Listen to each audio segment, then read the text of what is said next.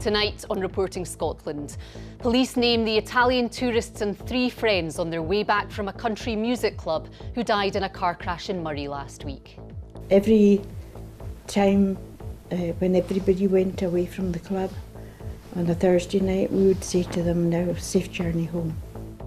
Also coming up on the programme, a week after it apologised to victims of abuse, the Scottish FA faces legal action from people who say they were sexually abused by coaches or officials. Young people who've been in care are falling through the cracks, according to a report from Labour. Scotland's biggest sewer opens. It cost £100 million to build and stretches 3 miles across Glasgow. And the enduring appeal of Dennis the Menace and his pals. The Beano is 80 years young today.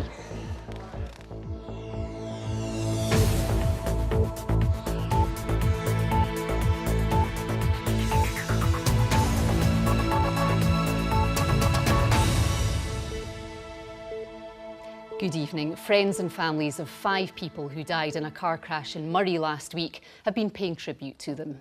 They were killed when a minibus carrying Italian tourists collided head-on with a 4x4 car on the A96 between Keith and Huntly. Today, police confirmed the names of those who died. Rebecca Curran reports.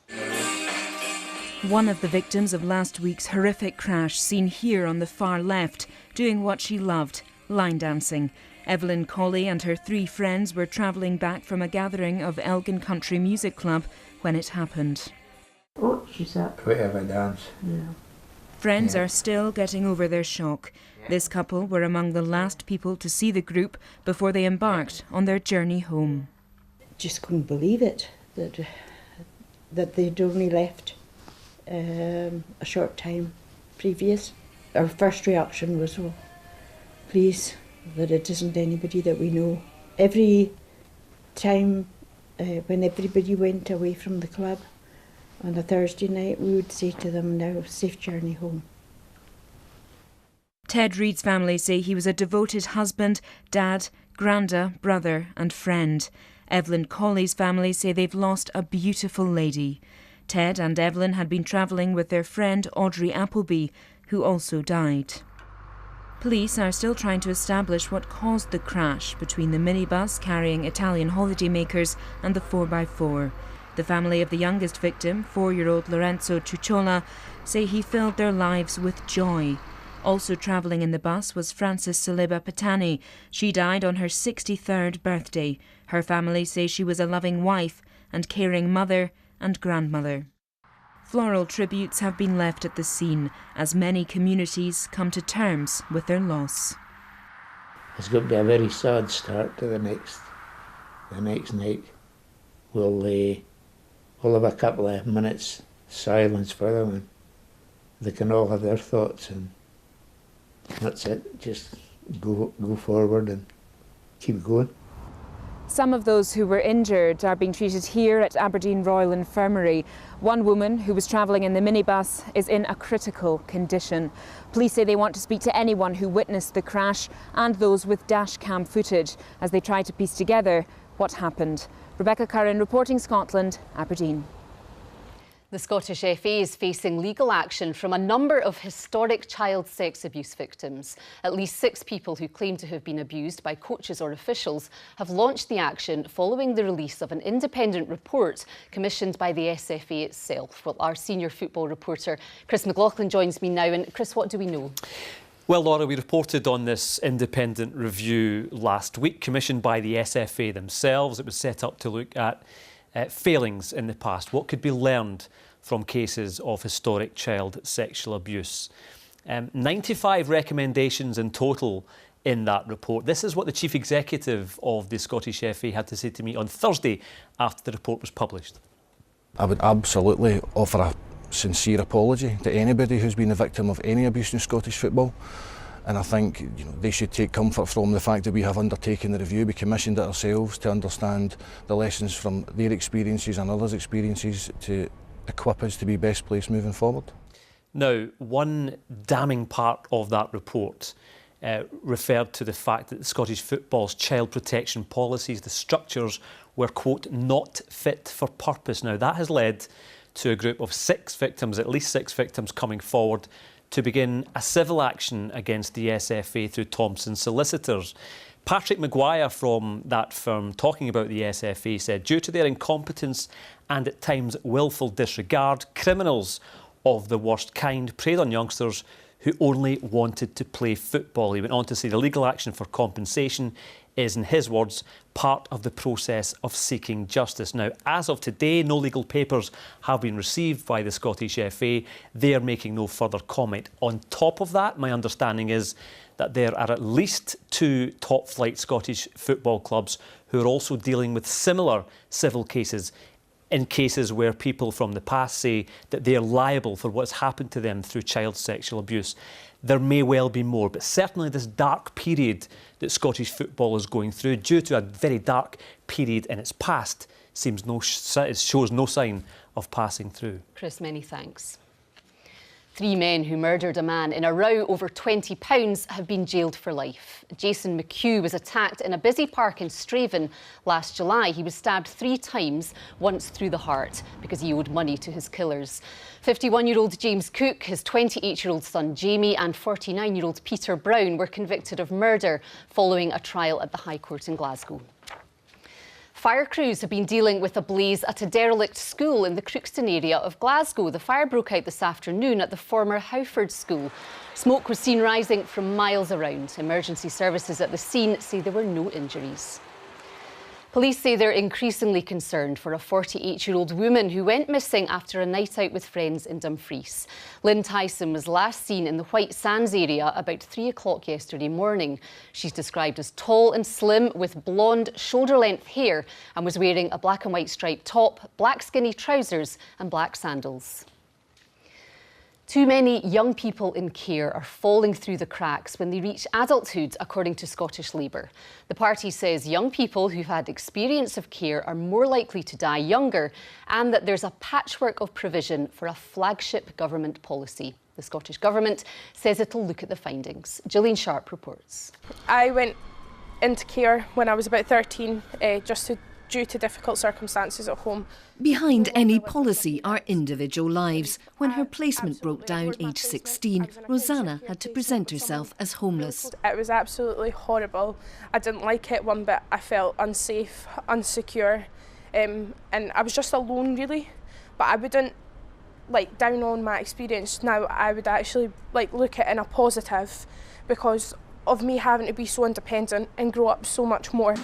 Launching its report in Edinburgh, Scottish Labour says the picture for young people who have experience of care isn't a good one.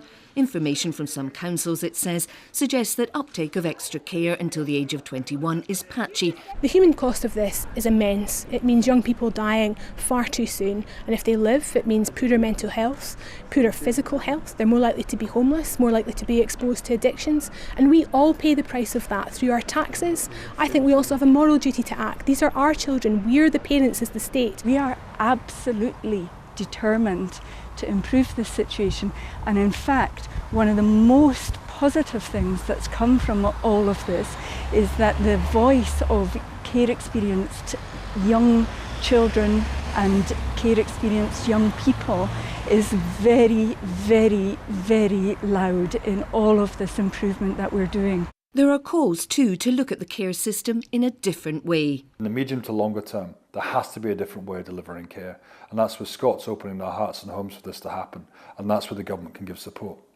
The local government organisation COSLA says councils take their role as corporate parents very seriously and prioritise resources as much as they can. Each local authority, it adds, faces different issues. Rosanna is now living in a flat of her own and advocates for others in care. If I had children and it was mine, I would not like them to live that life. So why allow people that don't have parents to go down that route? It's not fair. Gillian Sharp, reporting Scotland, Edinburgh. It cost £100 million to build, stretches for 3 miles under the south side of Glasgow, and most of us have never heard of it. Scotland's biggest sewer, the Shield Hall Tunnel, has officially opened. It's hoped it'll prevent flooding and improve water quality in the Clyde. Suzanne Allen can tell us more. Water has already started flowing through here. This tunnel can hold the same amount of rainwater as 36 Olympic-sized swimming pools and is taller than a double-decker bus. It'll be monitored from here, the control centre at Scottish Water. Today, the Environment Secretary officially opened the Shield Hall tunnel. The benefits for the people of Glasgow will be becoming evident very, very quickly. For some communities, evident already. Those communities who in the past would have looked at rain like this weekend and thought with despair that they were going to end up being subject to the kind of flooding events that they've had to put up with in the past. The sewer runs for 3 miles on the south side of Glasgow. The aim is to prevent flooding, improve the water quality in the Clyde and enable more houses to be built. This is the route here that the Shield Hall tunnel takes, and this red line is the water already starting to flow through it. Now, it's been a very, very wet weekend, and it's the first real test the tunnel has had. Scottish Water say they're very pleased. This is the biggest wastewater tunnel that's ever been built in Scotland. It's the biggest single investment probably since Victorian times. It provides significant environmental improvement, taking discharges away from the rivers, mitigates flooding, and of course it allows the south side of the city to grow across the foreseeable future. A lot of Scotland's sewers were constructed in the Victorian era. These photographs show workers in Aberdeen in 1901. Populations were increasing and outbreaks of diseases like cholera were due to the unsanitary conditions. This new super sewer is the biggest investment for over 100 years. It's a feat of engineering that took more than 1.5 million working hours to construct. Starting in Craigton, a huge boring machine, which was longer than 14 buses and had a kitchen on board, drilled through 3.1 miles of earth underneath the south side. It took 2 years to complete. Scottish Water say there's more to come. They're spending over £3.5 billion upgrading wastewater throughout the whole of Scotland. Suzanne Allen, reporting Scotland, Glasgow. You're watching BBC Reporting Scotland. It's 19 minutes to 7. A reminder of tonight's top story. Police have named the Italian tourists and 3 friends on their way back from a country music club who died in a car crash in Murray last week. And still to come, Scotland's top swimmers prepare to make a splash at the European Championships.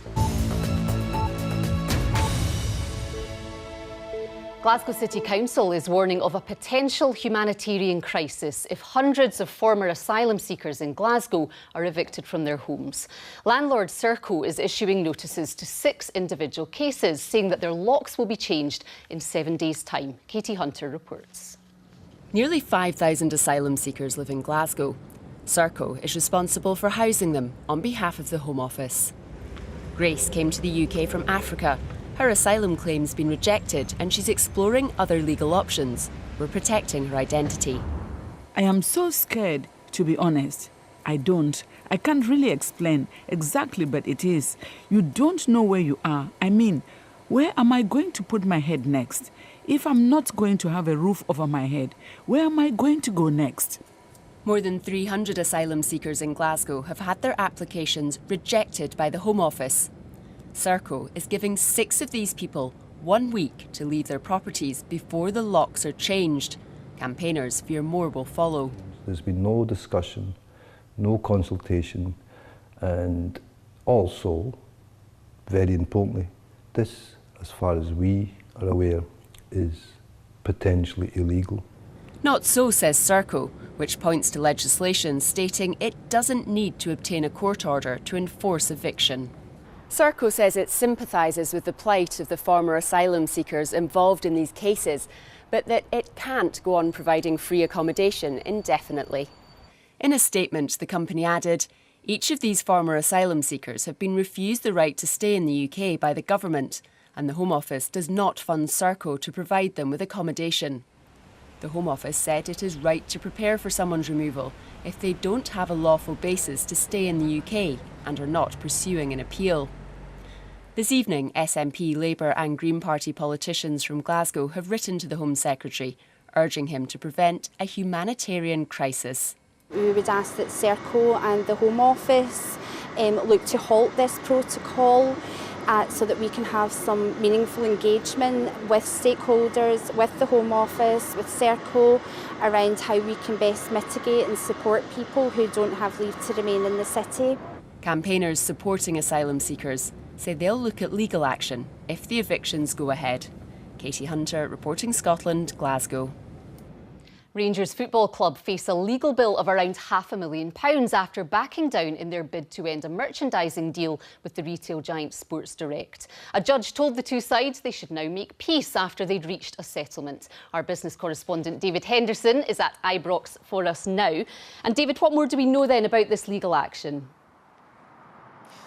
Well, it all focuses on who gets to sell Rangers' replica kit. It's a very valuable contract worth something like £6 million this year to Rangers. And right now, that deal is with Sports Direct. But the contract is coming to an end, and Rangers have been looking around trying to find a rival company to do a deal with. But easier said than done, because Sports Direct have gone to court and have argued that the contract that they signed with Rangers makes it clear that if they, Sports Direct, can match the bid put forward for this deal by a rival company, then they, Sports Direct, get to keep this deal. And Rangers, today in court, have in effect accepted that argument. And the court has been told that Rangers are now negotiating a new deal with Sports Direct. Now, there's a sting in the tail, of course, because this has been a long and complicated legal action. The legal fees alone are well in excess of £500,000, and Rangers have been told by the judge they're going to have to pay the vast, vast majority of that sum. So a costly bill for Rangers, a costly court case, especially because they have lost it. David, many thanks. A raven culling licence in Strathbran in Perthshire has been voluntarily suspended after a review by Scottish Natural Heritage found it was not scientifically robust. New terms have been suggested, but the cull is on hold until adequate monitoring can be established. Environmental groups had objected to the licence, which was intended to protect wading birds. The centenary of the RAF is to be celebrated at this year's Royal Edinburgh Military Tattoo. The theme of the show is The Sky's the Limit, with projections to be shone onto the castle walls during performances. Our reporter Nina MacLeod has been along for a preview of some of the acts taking part. From the traditional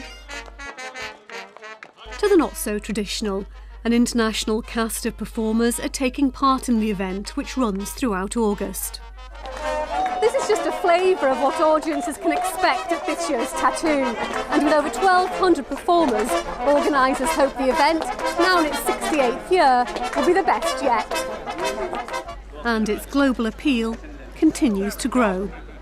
The tattoo is a wonderful instrument for bringing people together, whether they're young who are just seeking to touch other people's cultures, or whether they're grown-ups who are leading our nation. As well as the massed pipes and bands from Scotland, the tattoo involves groups and young performers from Malawi, America and the Czech Republic, and more than 100 Mexican musicians and dancers will showcase mariachi music. People love to see different things around the world, and I be happy to stay here and to show to other people the culture of Mexico.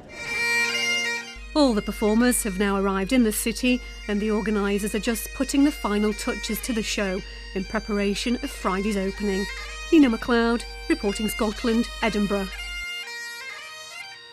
Scotland's top swimmers are hoping the roar of a home crowd can help win medals at the European Championships, which start this week. They'll compete for Great Britain as part of the new multi-sport competition, Glasgow 2018.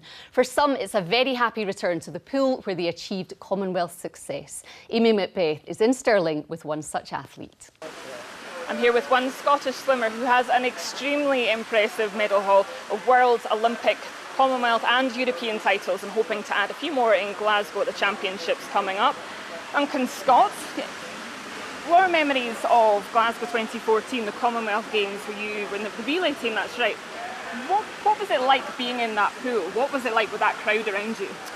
Yeah, no, it's only good memories for me. Yeah, it was amazing.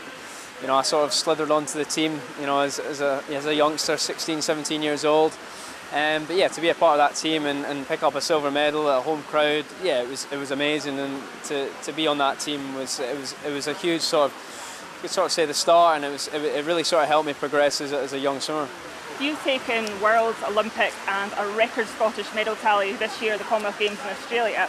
What will it mean to you to come home and try and win something individually, especially in front of a home crowd?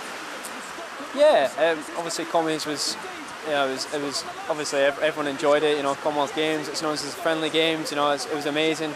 You know, I enjoyed myself over the whole sort of competition. But yeah, coming now, competing in Glasgow, you know, it's always great. I think Glasgow, no matter what sport it is, no matter what sporting event it is, they always put on such a great show. So yeah, you know, it's going to be great competing in front of home crowds. And a strong Scottish and British contingent representing in these games.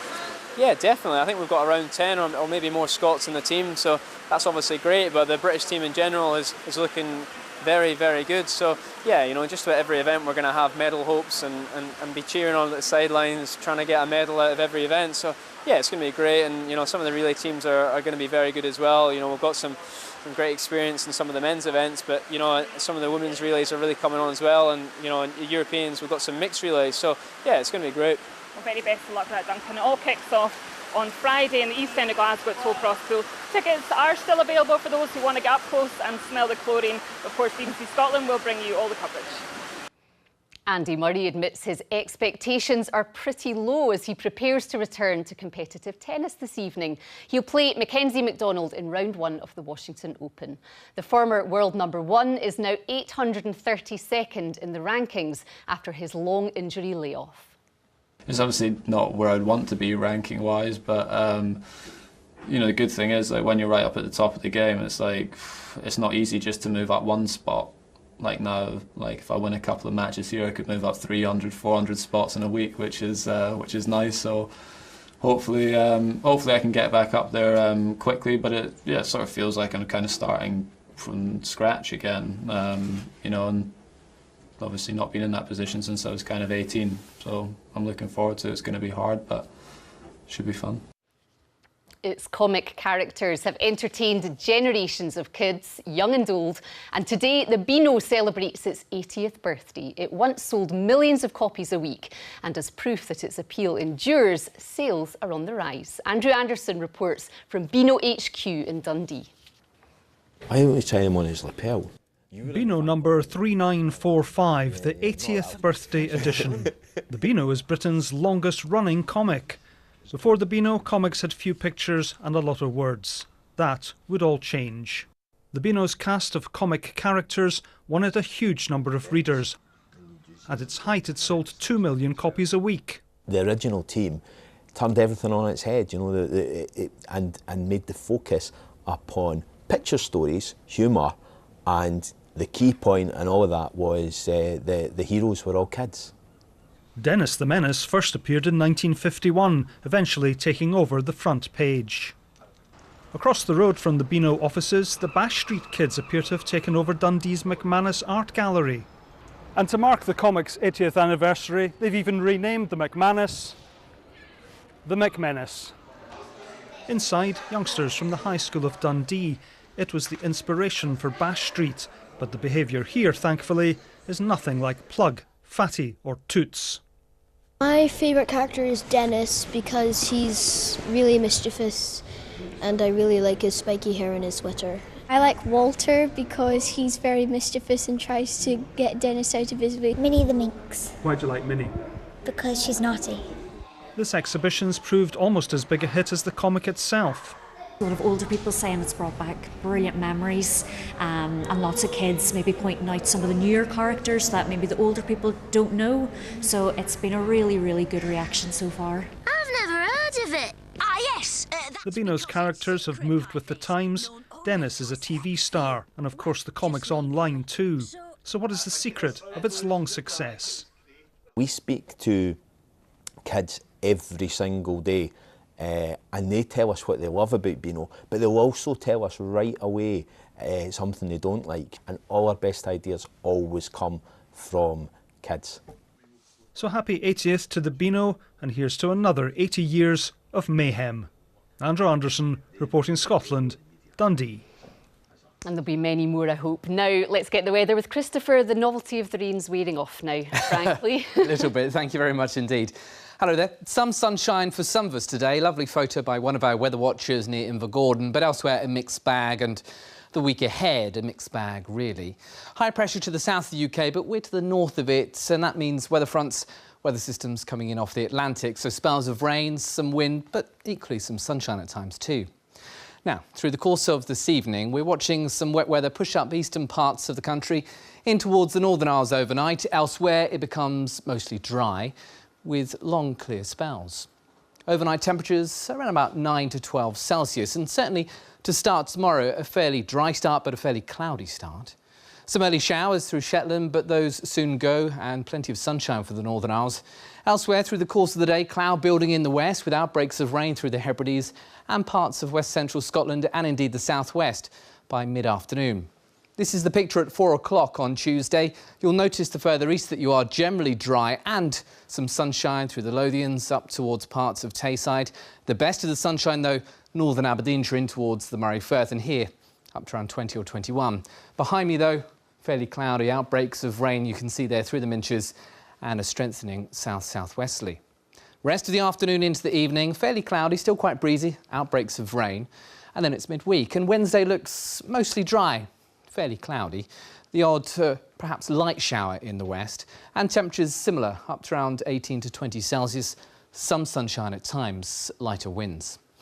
Looking ahead towards Thursday, there's that high pressure affecting most of England and Wales. Again, we're to the north of it, and that means some outbreaks of rain and fairly lively conditions at times on Thursday. Some of that rain will be heavy, perhaps even the odd rumble of thunder, but nothing too cold, up to around 20 to 22 Celsius. Come the end of the week and the weekend, well, pressure is building. That means dry for most, some sunshine and temperatures on the rise. That's the forecast for now. Chris, thank you so much.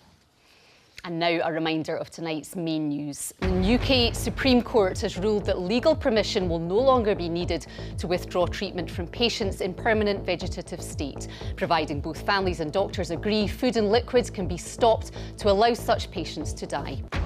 And friends and families of 5 people who died in a car crash in Murray last week have been paying tribute to them. They were killed when a minibus carrying Italian tourists collided head-on with a 4x4 car on the A96 between Keith and Huntly. And that's Reporting Scotland for now. Christopher and I will be back with the late bulletin just after the 10 o'clock news. Until then, from